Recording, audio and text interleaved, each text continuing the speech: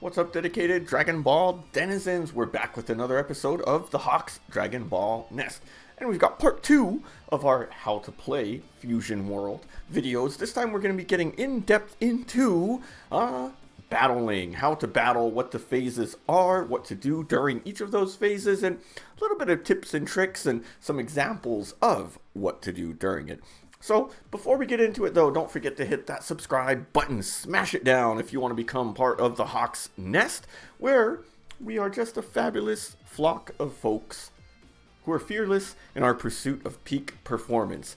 Now, if you're not quite ready to fly yet though, just hit that like button and hopefully we'll show up in your algorithm again. Welcome if this is your first time in here learning how to play, and without further ado, let's jump into it. Before a match starts, you want to know if you're going first or going second. If you're playing online, then you're going to be randomly assigned to go first or go second. I actually was just playing about 5 matches in a row, and I went first every single time. There's some advantages to going first and going second, though. If you're playing in person with cards, then a lot of times you or your opponent might figure out some type of way to get to choose who goes first or second. Most people would prefer to go second. There are kind of some advantages to going second, but also some to go first, right? If you go first, then you can't attack.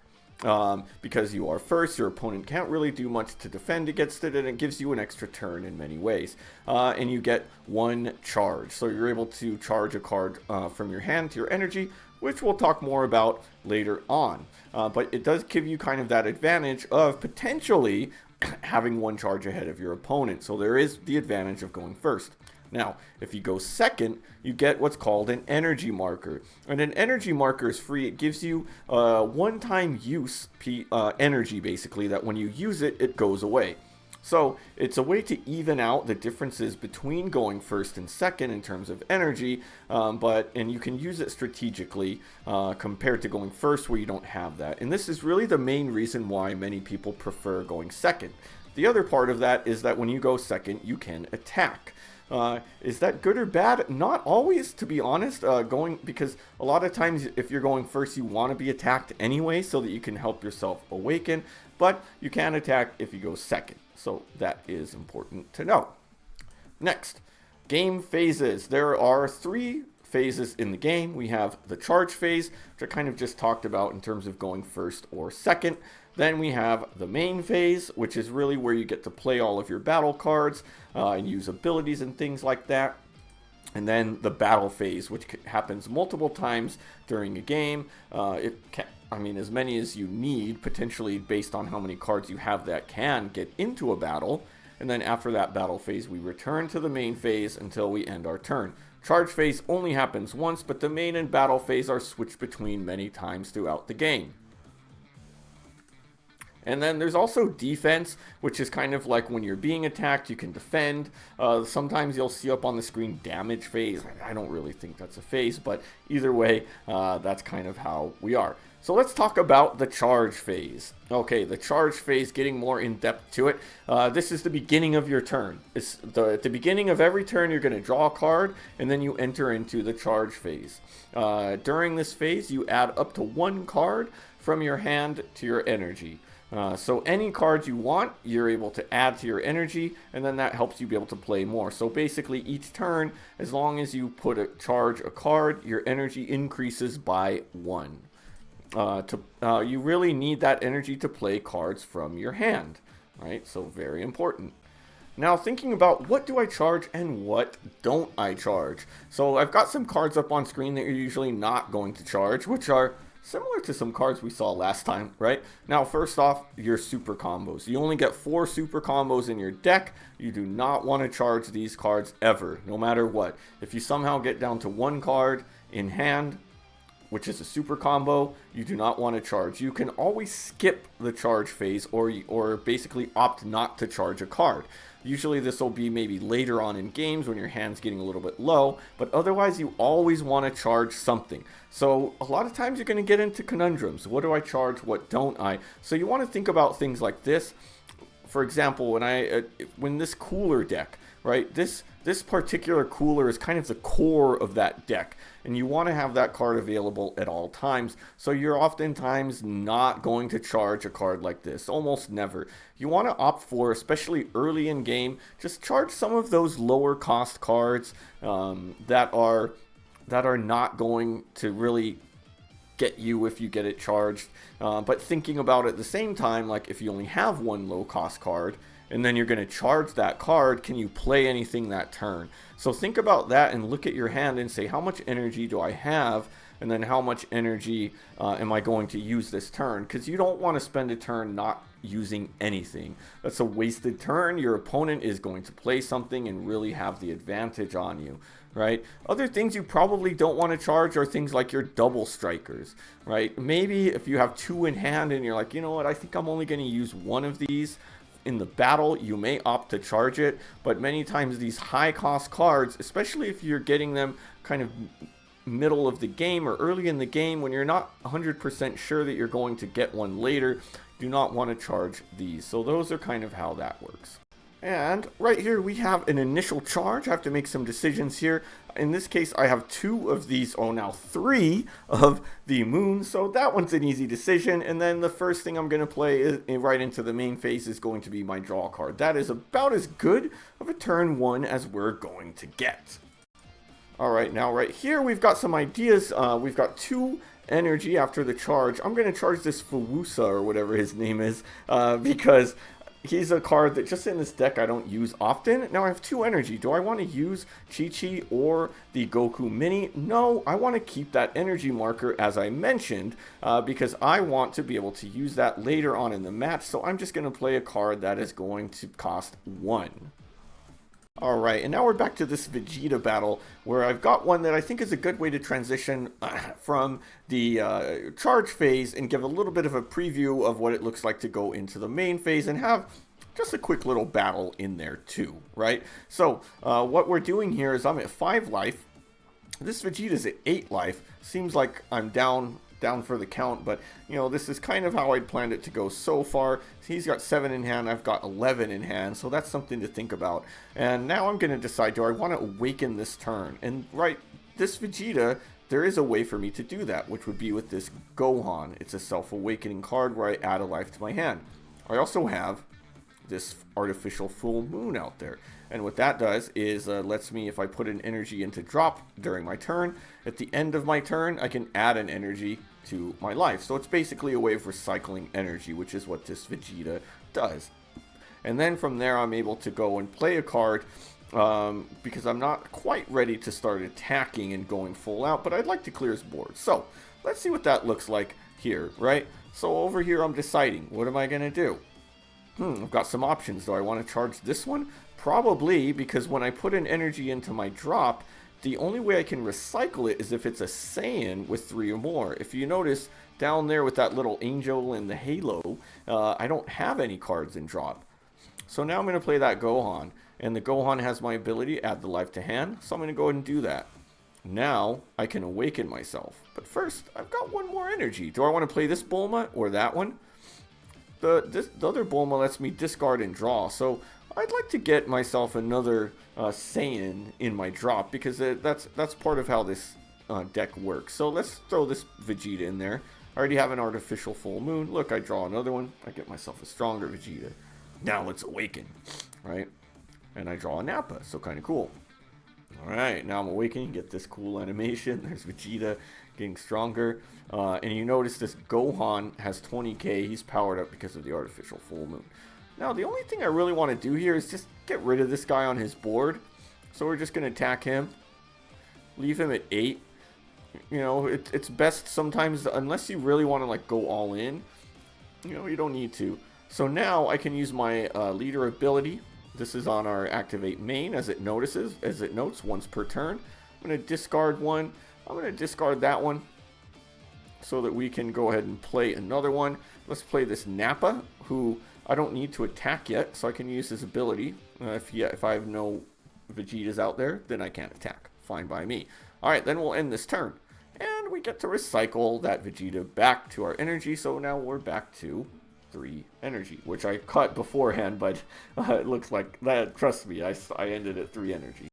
And then we have the main phase, which happens, as I mentioned, multiple times in a turn potentially. This is where you can play cards from your hand. Of course, you have to pay their energy cost. You can use certain cards and leader abilities. So certain ones will say activate main. This is when you use that ability. If it says activate battle or opponent's turn, you're not able to use that ability during this time. So you're using certain abilities. So make sure you're clear on that, on what ability you want. You plan your turn to use it at the right time during the main phase, if that's when to go. And then you can attack your opponent's battle cards or their leader during the main phase, which would then move us into the battle phase. Okay, so what we've got here for our first main phase demo is I'm going to actually go through the whole thing, but the idea is how I'm going to set up this main phase to really get an offensive focused match where I'm trying to gain hand advantage. As we go in, we both have 11 cards in hand. I've got one attacker. This Vegito is not really an attacker. He doesn't really have any, but I'd like to get rid of some of these cards on his board as well, which I'll do. And I'm also going to awaken myself this turn too, because I feel like I'm ready to do that. With Goku, he awakens at 3, but then I stop drawing cards. So that's why I'm like, it's time, if I'm going to awaken, I really need to get myself hand advantage, because I will stop drawing cards while the Gohan, still does draw. So let's see how this plays out. Alright, so the first thing I'm going to do, okay, do I charge that? That's what I'm seeing. If your leader's awakened, this card gets 5k, same with him. I've got some options here. His Vegito is going to let me bottom deck. As I mentioned, he's got 11 in hand. So I'm thinking, I probably don't need this Gohan. That's one of my go-tos to charge. Now, let's go ahead and play this Kefla. It is Kefla. Now, this one's cool. When I play it, I draw a card, then I get to play that. And look, I got another super combo. All right. Now, right here, I do a slight misplay here. All right, so I want to awaken. When I'm at 3 or less, I awaken. And I can do it with this Gohan, who when he attacks, I can add up to 1 life to my hand. So, let's hit him. Add a life to my hand. Now, what I could have done right here and there is awaken my Goku. And I would have gotten another 5k power, but I didn't. So I just kind of left it at 2 and made it easy for him to defend with just 1 card. 110. Really, he only needed a 5k combo, so I potentially could have got him for more, but that's okay. Now, let's go ahead and awaken. So now, the Gohan and the Kefla will now get 5k power, and my Goku gains his ability, as well as my Goku Mini will now go up to 30k. A lot of those cards power up upon awakening. So now I'm going in and I'm going to really hit him for some moves. And there's not too much comboing we'll see here, and not too much abilities I'm using during the battle phase, but gives you a nice little preview of what it looks like, right? So he does get some comboing in. Now he's down to 9. I still have 10. All right, we're going to hit him again. And let's move my super combo over it, organize this hand a little bit. It's a little bit messy. Should have done that. All right, now he's going to decide, oh, shoot, what am I supposed to do here? And I'm in a pretty good spot now that I have 3 combos. And I missed that live, but he actually comboed one of his 6-cost cards. His Vegito in there. Oh, and I almost misplayed again there and forgot, like, oh, no, you can attack with Goku. Now, his ability is that it gets to copy the power of any card on the field, mine or my opponent's. And that's what we're going to do. We're going to hit him again. Now he's going to have to make a decision. Does he take it or doesn't he? I'm at 10 in hand. He's at 7. And he's going to go ahead and take that hit, go down to 3 life. And now we're tied for life, but I have the hand advantage. And I've got 3 super combos and 3 really good other cards in hand as well. So I'm really set up to get the W here. Now, this one is how I really got set up in a good position, especially knowing who you are. Like, draw power is very important to get yourself a nice, good hand. So what I did here was really focus on doing that. I had a few choices. I would have been up to 3 energy, and so I could have played this Gohan, which minuses power from my opponent, but wouldn't have been able to do anything to that card. So I thought, why not just go ahead and go all 3 energy and go ahead and draw? So I'm going to charge based on that. Right, so of course I'm not going to charge any of these three, and I'm just going to go full draw, and I'm going to charge that first card that I just got. So let's see what I'm going to do. Here goes the charge. We're going to play Piccolo. Boom, draw a card. This is a great main phase. We're going to play Piccolo. We got that guy. I can decide to go that route, but no, I'm not. We're going to get Piccolo, draw a card, and cool, we got that Kefla that I'm going to use later on, which actually was the next turn. And then we're going to grab him, and then move over a little bit, and then that's pretty much it. You know, that's the turn. Just a quick one here, just so we can demo abilities. Let's check out this one, which is during the main phase, we can minus 5k from a card. This is just a real easy, cheap way that any red cards use to just knock out opponents' cards. Now the battle phase. This is really where like most of the action happens, and this one's we're going to spend most of the rest of the time in this video, and really we'll spend the rest of the time here, but it's going to take the most time to explain because a lot happens, and this is where the game happens. And I mean, this is Dragon Ball. This is all about battle, so of course this is where most is going to happen, right? Okay, so this happens, or we shift into the battle phase every time you enter into a battle with an opponent's battle card or leader, right? You can only attack battle cards that are in rest mode. So from the main phase, if you want to go after one of your opponent's battle cards, it has to be in rest mode. Basically, it's turned to the side. It's already been used, whether in attack or it has a certain ability that forces that card into rest mode. The attacking card's power is pitted against the defenders in this mode. And the attacker is always going to get the tiebreaker.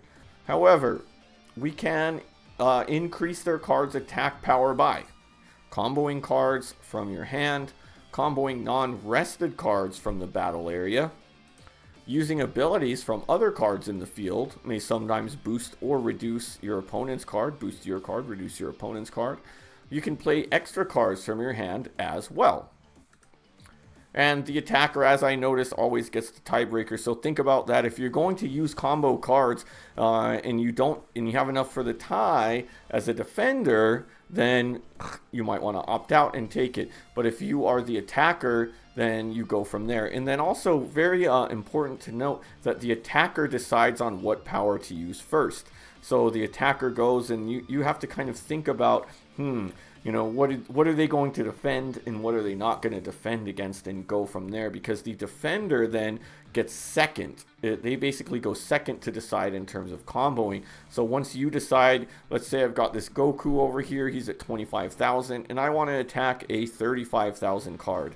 Then I use this Goku, will choose to combo 10k. And then I'm like, okay, now I'm at 35 and they're at 35. Well, guess what?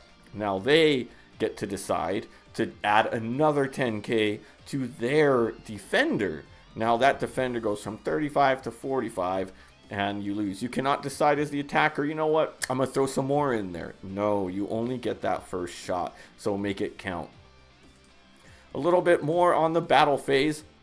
After an attack, your card that you attacked with switches to rest mode, or your opponent's card that they attacked with, and it stays that way until your next turn. So what that means is when you attack with the card, it now becomes vulnerable to being attacked by your opponent.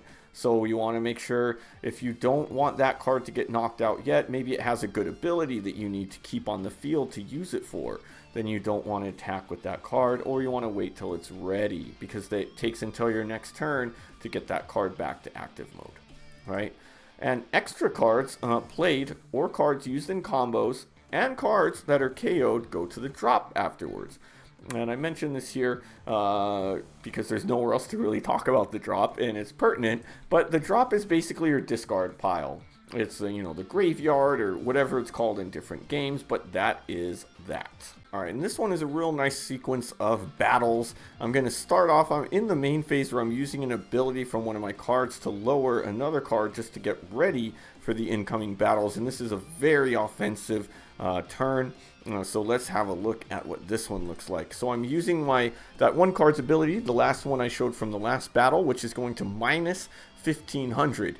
Now, then from there, remember that this Gohan is able to minus 1500, so that gets me a free knockout. And now my opponent's going to decide if they're going to save this card, which is 25 versus 25. On my end, I'm fine with if he does, then that's okay. Again, we're trying to get him to waste cards and for me to gain hand advantage, but I've got plenty more attackers out here that I can use, and one of them's going to get this card. So I'm really going to concentrate on clearing that board. So another 25 versus 25. What's he going to do? And he really wants to protect this card, because what he can do is combo this card into being able to play something even higher. So he defended it again. Is he going to defend a third time? He finally gets away from it. And now what I'm going to do, all right, cool, his board is clear. Let's go after the leader. He's already at 4. His leader's awakened. So now he's going to want to defend himself. He doesn't want to take any hits. And he's got 9 cards in hand. So hopefully in this turn, at the very least, we're gaining hand advantage. Now it's 8-8. Now, guess what? I've got one more attack with UI Goku. I'm going to use my skill. And we're going to copy Goku Daimas. Now we've got 3, and now he's got to use probably at least 2 cards in order to save himself, or a super combo, which he does. So now I can end the turn with a huge amount of battle cards. I've got 4 battle cards, and I've got 1 turn advantage, and guess what? He just quit. He knew it was over. So great way right there to see what we can do. All right, so now let's set this one up. This one I'm using my blue Vegeta, and this is my opponent's turn. They're in the charge phase, and they're about to get to 6 energy, and I have a feeling with their hand size, I'm probably going to get something come at me, but I've got 3 energy to go, and I've got these cards here. So let's see what I've got, which are my 2 extra cards, which I play on defense. They're both activate battle opponent's turn. So I'm going to use those to defend my board as best as possible about what I think is coming, even though I'm pretty sure that I'm going to get cleared out. But we'll at least see if I can minimize the damage. And as I thought, then Goku is coming. And this guy is pretty crazy, right? He is going to get me. So what I thought he would do, because his Daima Goku is able to actually minus 5k from one of me and add 5k to him. So what I thought he was going to do is use it on my Majin Buu Evil to get me down to 20k, because that Goku actually minuses 20k from all my cards. So what he just did was useless, and ended up saving my Buu. If he would have done it, my Buu would have died. So guess what? I'm going to take advantage of his misplay here. So he's going to hit me for 45, but I've got plenty of defense here. I'm going to give myself another 20k. That'll get me to 40, and then I can unrest this Buu. So now he's not going to be able to attack it. I'm going to go further on here. I've got 2 more left. I don't want him to be able to attack with that Gohan, because what that Gohan's going to do is subtract another 5k from my Buu and get him knocked out. So I did that with 2 more. Shoot, I still need more energy here. Now I'm going to use a super combo, and I'm going to get him. And let me come back to this really quick so I can show you guys too. Next turn, I'm going to be able to knock out this Goku with my Frieza. The Frieza, when I play him, is going to KO any rest mode card from my opponent. So I can KO him and then hopefully go after these 2 as well. So pretty cool stuff there. And that will do it for this episode of the Hawks Dragon Ball Nest. Hope you enjoyed this video. Hopefully it was informative enough. If I missed anything, please let me know in the comments what I missed, what was good, what needs to be explained a little bit better. This one was took me a while to make. You know, it was a little bit rough, but it was good. It was very fun, very informative for me as well, making sure I'm clear on the rules in this game. Now, if you like what you saw, make sure you hit that subscribe button, become part of the Hawks Nest, fearless flock of fabulous folks who are passionate about peak performance. If you're not ready to fly yet, just hit that like button. We'll show up in an algorithm near you. But until next time, we'll see you